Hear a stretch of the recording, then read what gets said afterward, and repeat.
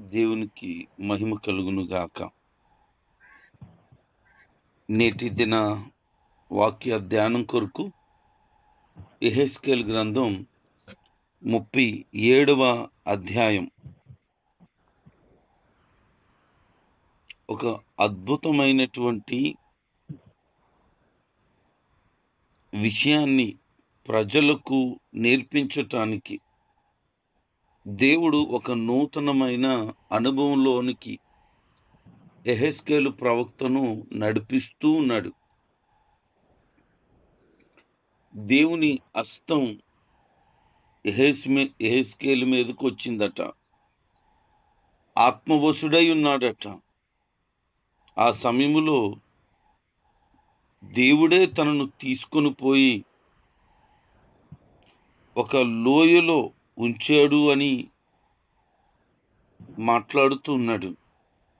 తీసుకొని పోయి అంటే అతడు ఉన్నటువంటి స్థలమునకు దేవుడే వచ్చి అతన్ని పట్టుకొని ఏ స్థలానికి తీసుకువెళ్ళాలనుకున్నాడో ఆ స్థలానికే దేవుడు తీసుకుని వెళ్ళాడు అని చెబుతూ ఉన్నాడు. ఇది ఆత్మ సంబంధముగా విషయం ఏంటి అని అంటే, ఇతర జనాలలో నుంచి,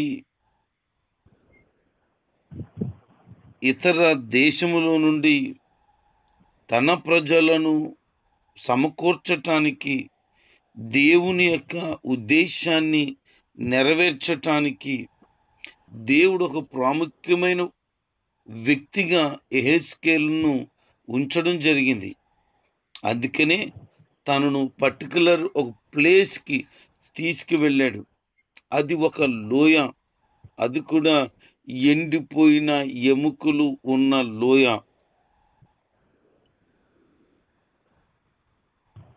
ఈ యొక్క ఎండిపోయిన ఎముకలు దేనికి సూచన అనంటే, ఇశ్రాయేలు జాతిని దాని దేశానికి తిరిగి రప్పించడం, దేవుని పరిపాలనలో దాని శాశ్వతమైన దీవెనలు గురించిన ఒక ప్రాముఖ్యమైన విషయాన్ని గురించి ప్రస్తావన తేవటానికై దేవుడు ఆ లోయలో యెహెజ్కేలు ప్రవక్తను నడిపించాడు.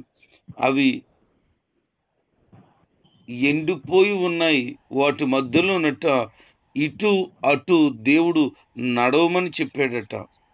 ఆ బాగా గమనించి చూసినప్పుడు అవి ఎండిపోయాయి అని మరలా స్పష్టం చేసుకున్నాడు.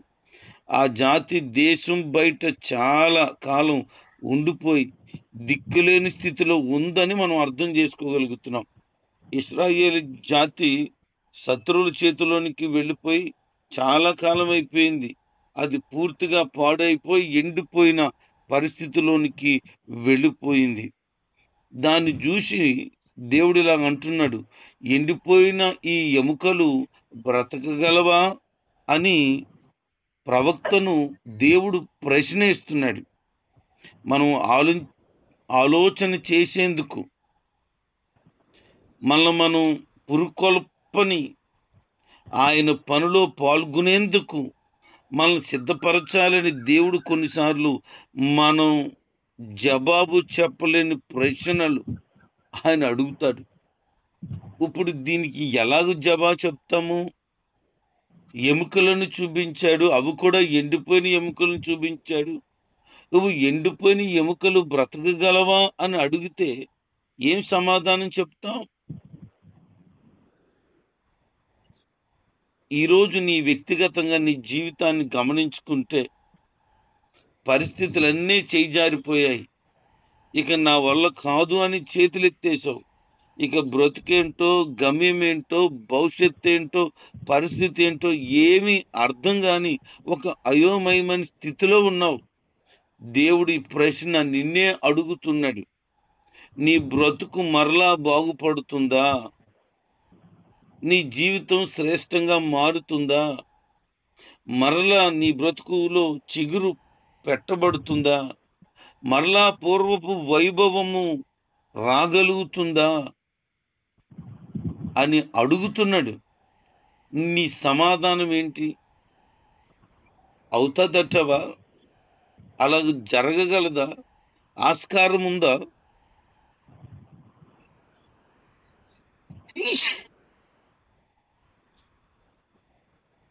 ఎట్టి పరిస్థితుల్లోనూ ఆస్కారం లేదు. ఎందుకు అంటే అవి బ్రతకడానికి ఏమాత్రం కూడా అవకాశం లేవు. ఒక చనిపోయిన వ్యక్తి అయితే విశ్వాసంతో కనుక ప్రార్థన చేయగలిగితే, ప్రభువు కనుక కార్యాన్ని చేయగలిగితే చనిపోయిన వ్యక్తే కదా అని అనుకోవచ్చు. చనిపోయిన వ్యక్తి, కుళ్ళిపోయిన వ్యక్తి, ఇక కండరాలు గాని, ఎముకలు గాని, మూలికలు గాని ఇక ఏమీ పచ్చిగా లేని పరిస్థితి. ఎప్పుడో చనిపోతే ఎప్పుడో మొత్తం ఆ శరీరం అంతా కూడా మట్టిలో కలిసిపోతే కేవలం మట్టిలో కలవకుండా ఉండిపోయిన ఎముకలు మాత్రమే కళ్ళ ముందు కనపడుతుంటే ప్రభు అడుగుతున్నాడు, ఇవి బ్రతకగలవా అని. చిక్కు ప్రశ్నే గాని దేవునికి ఉన్నతమైన ఆలోచన, ఉద్దేశం ఉన్నదని గమనించాలి. ఈ రోజు నీ పరిస్థితి ఎండిపోయిన పరిస్థితిలాగే ఉండవచ్చు. ఇక నీకు ఏమీ అర్థం కాకపోవచ్చు. కానీ ప్రభు అడుగుతున్నాడు ఈ మాట నిన్నే. నీ సమాధానం ఆయనతో చెప్పగలుగుతావా?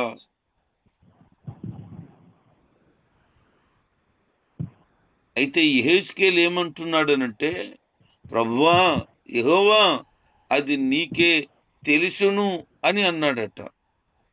అప్పుడు ప్రభువారు మాట్లాడమంటున్నాడు.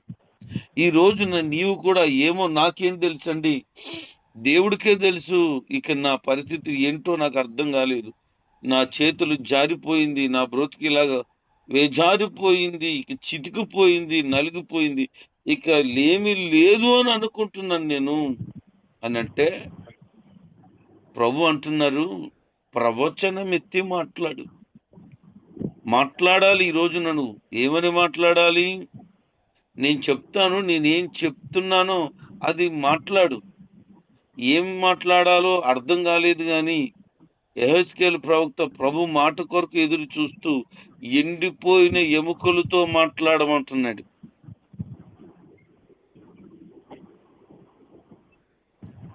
దేవుని ఆత్మచేత నింపబడిన వాడివై ఎముకలతో మాట్లాడమంటున్నాడు. అసలు ఎండిపోయిన ఎముకలకు బోధించే ప్రయోజనం ఏమన్నా ఉందా? దేవుడు అలాగ చేయమని మనకు చెప్తే తప్పకుండా ప్రయోజనం ఉందని మనం గమనించాలి. పాపములో, అపరాధములో మునిగి చచ్చిపోయిన వారికి శుభవార్త చెప్పడం ప్రయోజనం ఉందా? అవును. అలాంటి వారి జీవం ఇవ్వడం అనే దేవుని పనిలో ఒక గొప్ప భాగం ఇది. ఎందుకంటే దేవుడు పరిస్థితులన్నీ చేజారిపోయినా ఆయన చెబితే, మాట్లాడితే కార్యం ఖచ్చితంగా జరుగుతుంది. ఈ రోజున నీ పరిస్థితితో నువ్వు మాట్లాడాలి. నీతో మాట్లాడమని ప్రభు చెప్తున్నాడు. ఏం మాట్లాడాలంటే ఎండిపోయిన ఎముకలతో మాట్లాడమని యెహెజ్కేలు ప్రవక్తతో చెప్పినట్లుగా నీ పరిస్థితితో నువ్వు మాట్లాడు. ఆ పరిస్థితి అంతా గమనించినప్పుడు ఎముకలట చెల్లా చెదురైపోయి ఉన్నాయట, దేనికి సంబంధం లేనట్లున్నాయట. అయితే మాట్లాడమని చెప్పిన దేవుని మాట ప్రకారంగా మాట్లాడుతున్నాడు. ఎండిపోయిన ఎముకలారా, దేవుని మాట ఆలకించండి అని అనగానేనట దేవుని ఆత్మ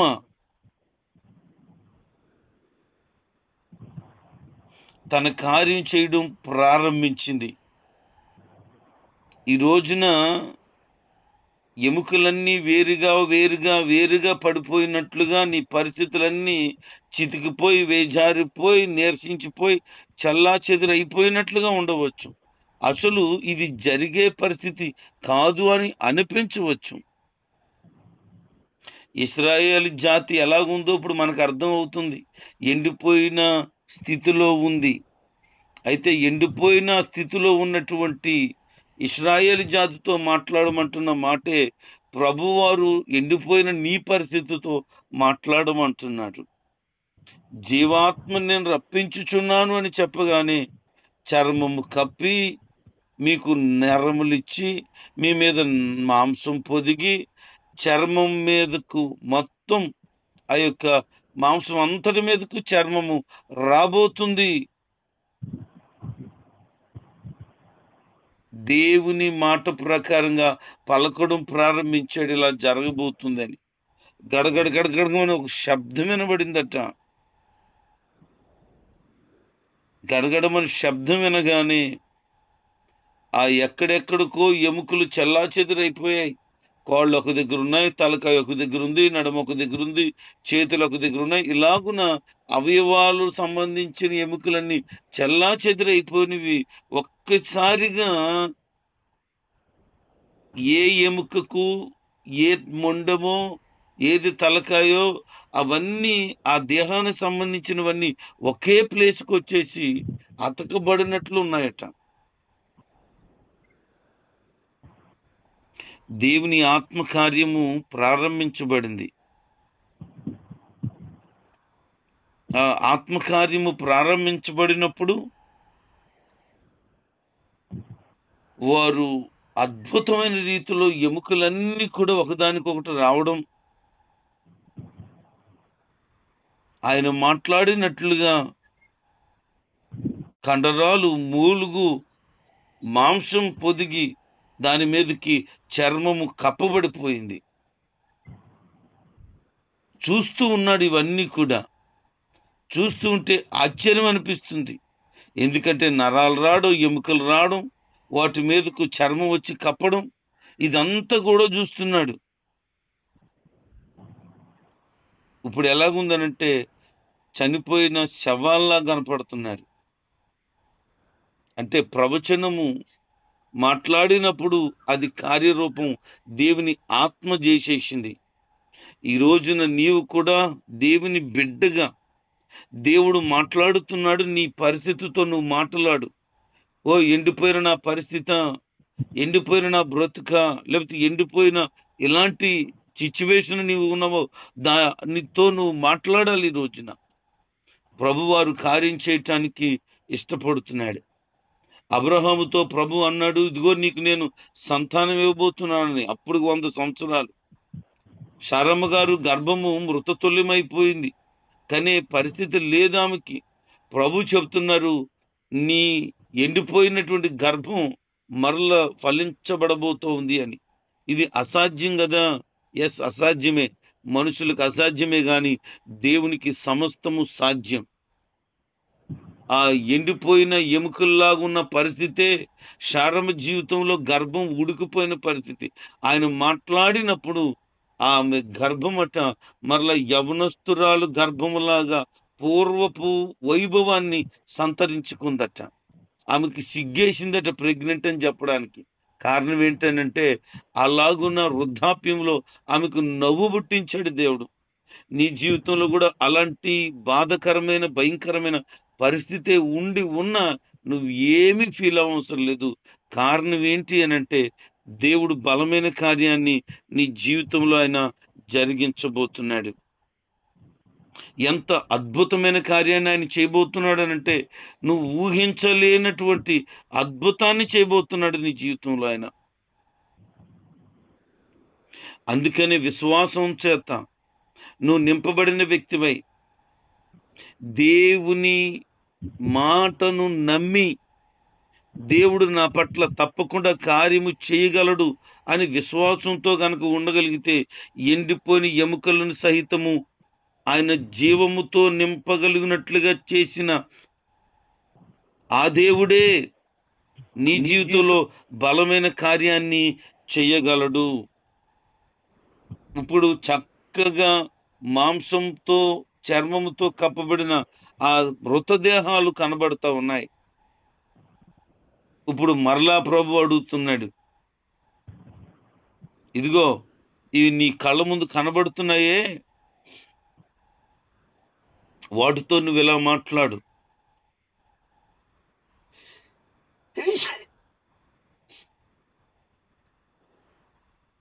జీవ ఆత్మ వచ్చున్నట్లుగా నువ్వు మాట్లాడు అని చెప్పబడినప్పుడు దేవుని సేవకుడైనటువంటి యెహెజ్కేలు ఇలాగ ప్రవచనించబోతున్నాడు. ఏంటి ఆ ప్రవచనం అంటే, జీవాత్మ వారిలోనికి వచ్చినట్లుగా ఆ చనిపోయినటువంటి శవాల్లాగా కనబడినటువంటి ఆ పరిస్థితి అంతా కూడా దేవుడు ఆశ్చర్యకరమైన కార్యాన్ని చేయటానికై ఇష్టపడినప్పుడు జీవాత్మట నలు దిక్కుల నుండి అతులైపోయినటువంటి వారి పరిస్థితుల్లో వారి మీద ఊపిరి విడవబడినటువంటి పరిస్థితి అయిపోయింది. వారి మీద ఊపిరి విడిచినప్పుడు అద్భుతమైన రీతిలో దేవుని ఆత్మ వాళ్ళందరిలోనూ కార్యం చేయడం ప్రారంభించగా వారు సజీవులై లెక్కింపశక్యము కానంత ఒక మహాసైన్యముగా ప్రవక్త ముందు నిలబడ్డారట. దేవునికి స్తోత్రం కలుగును గాక. నెవర్ ఎక్స్పెక్టెడ్, అసలు ఊహించలేదు. కారణం ఏంటంటే అవి కేవలము ఎండిపోయిన ఎముకలు. అతను ఊహించలేదు గాని దేవుడు తలంచాడు అలాగున జరగాలని. ఇశ్రాయేలు తిరిగి సమకూర్చబడాలని, ఇశ్రాయేలు జాతి అంతా కూడా సమకూర్చబడాలని, దేవుని ఆత్మకార్యము అవసరమని, అది జరిగినప్పుడు దేవుడు తన వాక్కును నిలబెట్టేందుకు అలాగున చేస్తాడని వారు గ్రహించగలిగేటట్లుగా ఈ కార్యాన్ని చేశాడు. ఈరోజు నీ బ్రతుకు ఎండిపోయినట్లుగా ఉందా? వేజారిపోయిన స్థితిలో ఉందా? ఇక ప్రజలకి డిసైడ్ అయిపోయింది, నీకు డిసైడ్ అయిపోయిందా? అయితే అవనీగాక. కానీ దేవుడు అలా డిసైడ్ అవ్వలేదు. దేవుడు ఒక బలమైన కార్యాన్ని డిసైడ్ అయ్యాడు. అందుకనే నీ కళ్ళ ముందు కనిపిస్తున్నటువంటి పరిస్థితిని నువ్వు చూస్తే నీ వల్ల కాదు, కానీ విశ్వాసంతో ఈ రోజు నా పరిస్థితితో నువ్వు మాట్లాడగలిగితే దేవుడు బలమైన కార్యాన్ని చేయబోతున్నాడు. ఒకవేళ ఈ మాటలు ప్రజలకు వెక్కసముగాను చెబితే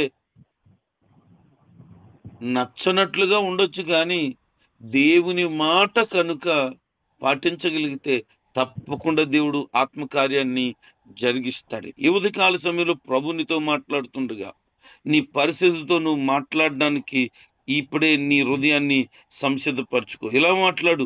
ఓ నన్ను బాధ పెడుతున్న పరిస్థితి, నన్ను నలగొట్టుతున్న పరిస్థితి, దేవుడు సేవకుడిగా దేవుని బిడ్డగా నేను ఈ మాట మాట్లాడుతున్నాను, నా పరిస్థితి మారిపోబోతుందని నువ్వు మాట్లాడడం మొదలెడితే దేవుడు తప్పకుండా పరిస్థితిని మార్చగలిగిన వాడై ఉన్నాడు. క్రీస్తు పూర్వం 930 నుంచి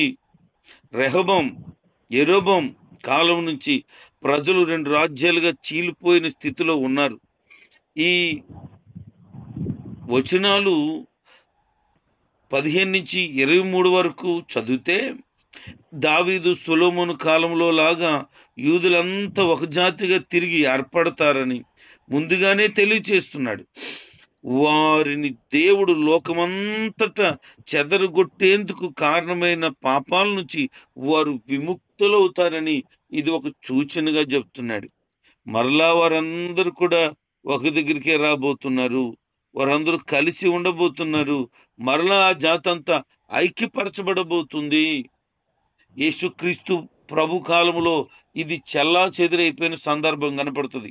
యేసుక్రీస్తుని సిలువ వేయడానికి ముందుగా వాళ్ళు చెప్తున్న మాట పిలాతు ముందు, ఇదిగో మా మీదకి ఆ నీళ్లు పడినాయి, చల్లేయండి మా మీదకి, ఆ దోషమేదో ఆ కీడేదో మాకే ఉండని, బరబ్బని విడుదల చేయండి, యేసు ప్రభు వారిని సిలువ వేసేయండి అని వారు చేసిన ఆ ఆర్తనాదపు కేకలు, యేసు ప్రభు మీద పనిన కుట్రపు కేకలు, వాళ్ళు కొరకై పిలాతు చేతులు కడుక్కొని నీళ్లు చల్లేస్తే ఎలాగైతే నీళ్లు చల్లా చెదిరైపోయో అలాగునే యావత్తు ఇశ్రాయేలు జాతి, యోధా జాతి మొత్తం కూడా నలుమూలల ప్రపంచానికి చల్లా చెదిరైపోయారు. కానీ ప్రభు మాట్లాడుతున్నాడు, చల్లా చెదిరైపోయిన వారు మరలా సమకూర్చబడతారు అని.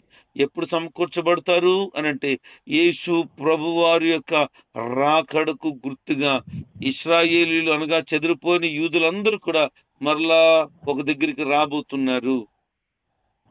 ఎంత గొప్ప ఆశ్చర్యకరమైన ప్రవచనం!